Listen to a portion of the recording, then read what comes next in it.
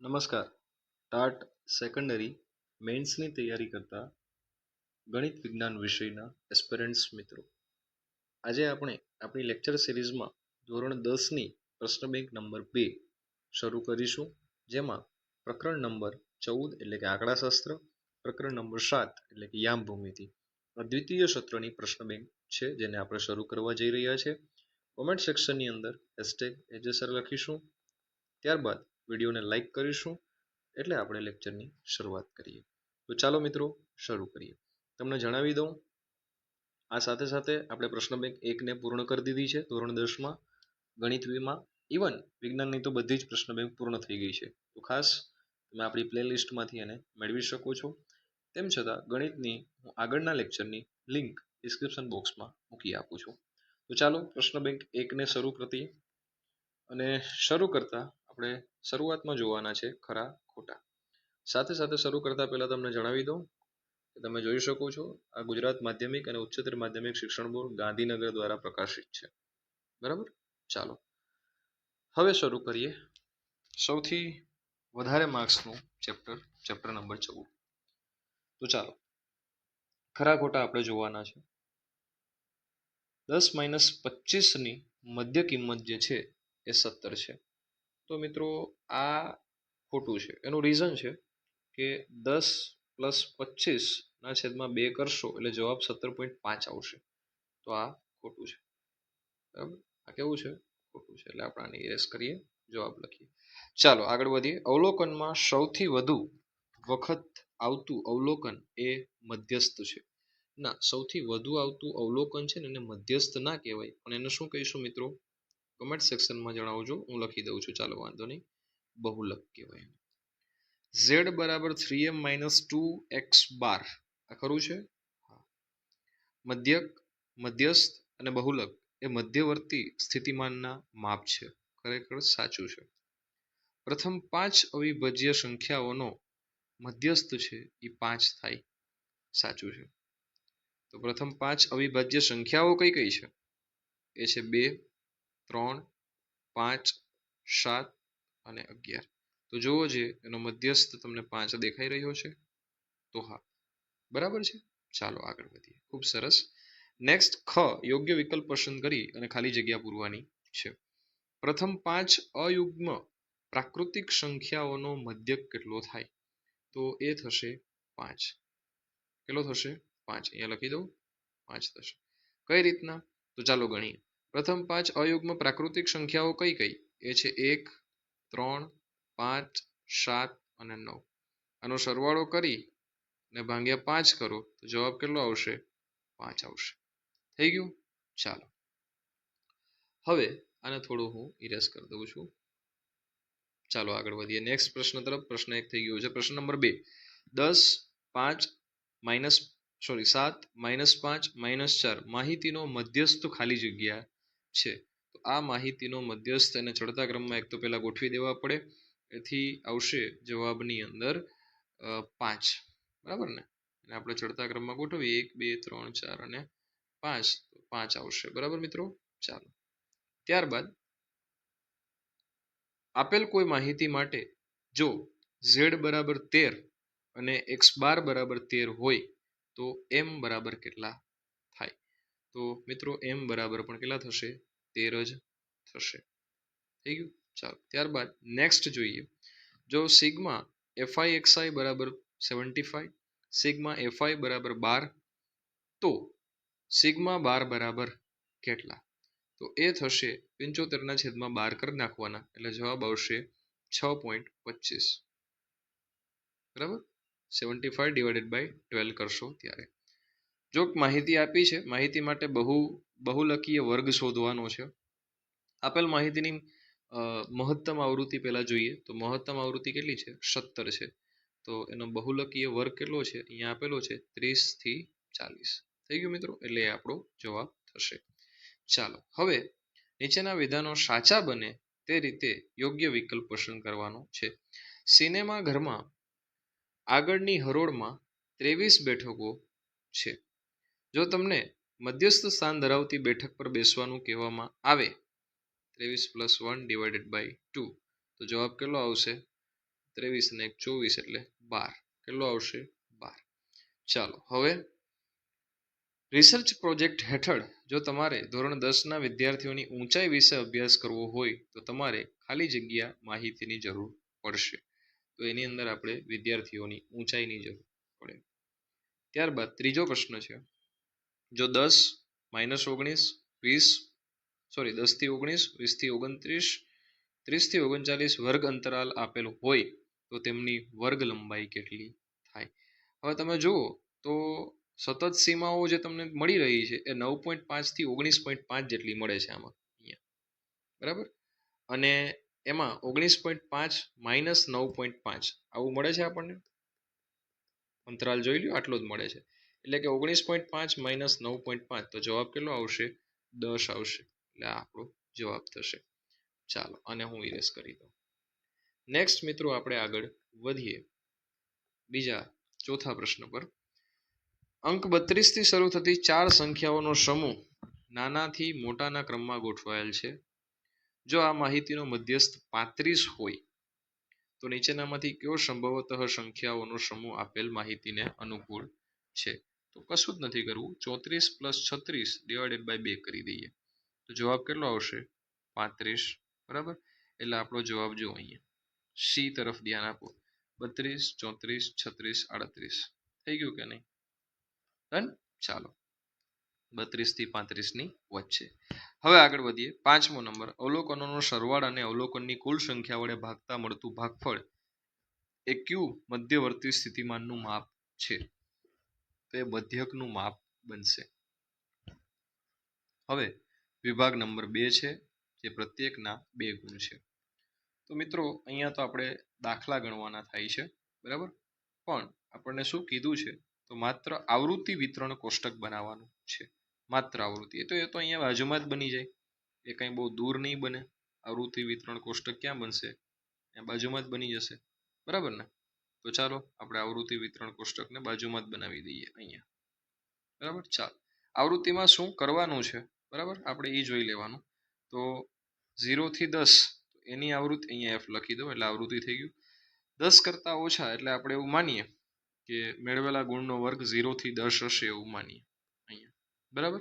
પછી 10 થી 20 હશે, 20 થી 30 હશે એવું માનતા જઈએ. વિદ્યાર્થીઓની સંખ્યા 10 50 આપેલી છે. આવૃત્તિ પહેલામાં તો 10 જ આવશે. બીજામાં જો આ 10 થી 20 છે અને 50 છે તો આપણે શું કરવાનું? 50 માઇનસ 10 તો આપણે કેટલા લખીશું? 40. એવી રીતના કરતા કરતા તમે જો મેળવતા જશો. જો બીજું એક હજુ શીખીએ આપણે. 20 થી 30 આપેલું છે. વિદ્યાર્થીઓની સંખ્યા કેટલી છે? 130. તો 130 માંથી ઉપરના 50 બાદ કરો તો કેટલો જવાબ આવે? 80. 270 માંથી 130 બાદ કરો, જવાબ કેટલો આવે? 140. એમ એક પછી એક ઉપરનું બાદ કરતા જશો તો અહીંયા આવશે 170. દેન લેટર ઓન નીચે 130 થશે. 670 આમાંથી બાદ કરશો 570 એટલે 100 આવશે. 740 માંથી 670 બાદ કરશો એટલે 70 આવશે. દેન અહીંયા 40 આવશે અને અહીંયા 20 આવશે. થઈ ગયું મિત્રો? બસ આવૃત્તિનું ટેબલ તૈયાર થઈ ગયું. 2 માર્ક્સ મળી ગયા, બરાબર? ચાલો હવે નીચે આપેલ માહિતીને આધારે આપેલ પ્રશ્નોનો જવાબ તમારે આપવાનો છે. કેટલા વિદ્યાર્થીઓ 20 થી ઓછા ગુણ પ્રાપ્ત કરેલ છે?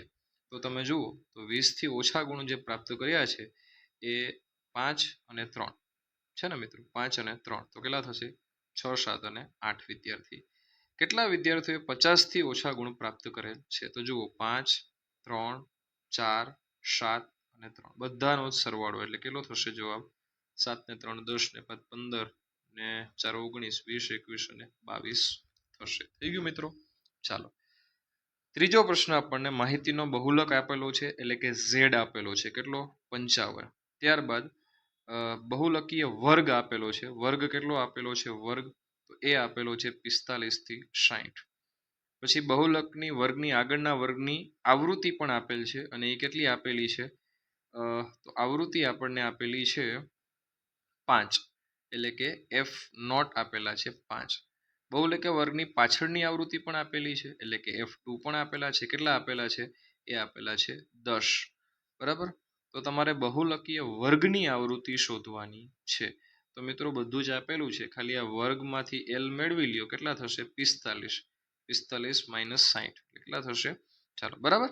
ચાલો હવે આના ઉપરથી તો ખાલી સીધું સૂત્ર મૂકવાનું છે z બરાબર l plus f1 minus F naught ના છેદમાં 2f1 minus f4 minus f2 બરાબર આ રીતના કરશો એટલે હું તમને જવાબ જણાવી દઉં 15 જેટલો જવાબ આવશે બરાબર ચાલો ચોથા દાખલા તરફ આગળ વધીએ મિત્રો ફટાફટ તો ચોથો દાખલો આપણને પૂછ્યો છે માહિતીમાં 10 વિદ્યાર્થીઓના વજન કિલોગ્રામ નીચે મુજબ આપ્યા છે આ માહિતી માટે ફોરમના કહેવા મુજબ બહુલક 43 છે સ્નેહાના કહેવા મુજબ 44 છે આ બેના કહેવા મુજબ આટલા છે તમે કહી શકશો કે આ પૈકીમાં સાચું કોણ અને શા માટે તો દ્વિબહુલકીય આ વાત છે બરાબર છે આમાં સાચું કોણ છે અર્ચિકા છે કોણ છે અર્ચિકા 43 અને 44 એમ બે બહુલક જણાવે છે બરાબર કારણ તમે આપી દેજો ચાલો નાનું એવું કારણ છે હું તો કહું છું મને કોમેન્ટ સેક્શનમાં જણાવજો એટલે મને ખ્યાલ આવે કે 10 મિનિટ સુધી કોઈ જોવાવાળું છે કે નથી કે ખાલી હું જ રાડો નાખું છું ચાલો નંબર 5 છે મધ્યક શોધવાનો કીધું છે બરાબર છોકરા છોકરીઓની સંખ્યા છે 5મો દાખલો મધ્યક શોધવાનો 6ઠ્ઠો 7મો બરાબર હવે આ મોટા મોટા દાખલા શરૂ થઈ ગયા છે મિત્રો એટલે હું તમારા ઉપર છોડું છું બસ તમે સ્ક્રીનશોટ લઈ લ્યો આ દાખલાઓનો 8 9 10 11 11મો પણ મધ્યક શોધવાનો જ છે બરાબર બધા મધ્યસ્થના જ દાખલાઓ છે એટલે શાંતિથી મધ્યક શોધીએ બરાબર ચાલો લઈ લીધો સ્ક્રીનશોટ હું આગળ વધારી દઉં 12 થી લઈને 15 સુધી એમાં પણ મધ્યસ્થ શોધવાના છે ફટાફટ ચાલો લઈ લીધો સ્ક્રીનશોટ ઓકે હવે આપણે જોઈએ વિભાગ સી તો વિભાગ સી છે મિત્રો એ 3 માર્ક્સના પ્રશ્નો શરૂ થાય છે બરાબર એટલે એના પર તમે સ્ક્રીનશોટ લઈ લો હું તો કહું છું મિત્રો કે મને નથી લાગતું કે આ જે આપણા દાખલાઓ છે એની બહાર કોઈ દાખલા હશે તો તમે આ દાખલાઓની પ્રેક્ટિસ કરી લેશો આ બધા ટેક્સ્ટબુકના જ છે તો ઓલમોસ્ટ જે દાખલા એ લોકોને પૂછવા જોઈએ બરાબર પીવાયક્યુઝ એક વખત ચેક કરજો 2023નું આપણું જે મેથ સાયન્સનું પેપર છે શું એમાં કોઈ દાખલા છે મેં 9મા ધોરણની જે એક પહેલી પ્રશ્ન બેંક કરાવેલી છે એમાંથી તમારી 2023ની એક્ઝામમાં એક પીવાયક્યુ છે તો આ પ્રશ્ન બેંક એક વખત ચેક કરીને મને જણાવજો 3જો 4થો 5મો સ્ક્રીનશોટ લઈ લો મને જણાવજો કે શું આમાંથી કોઈ દાખલો છે એ પૂછાયેલો છે કે નહીં ચાલો હવે આપણને એક ભૌમિતિક જે આપણું ભૂમિતિવાળું ચેપ્ટર શરૂ થાય છે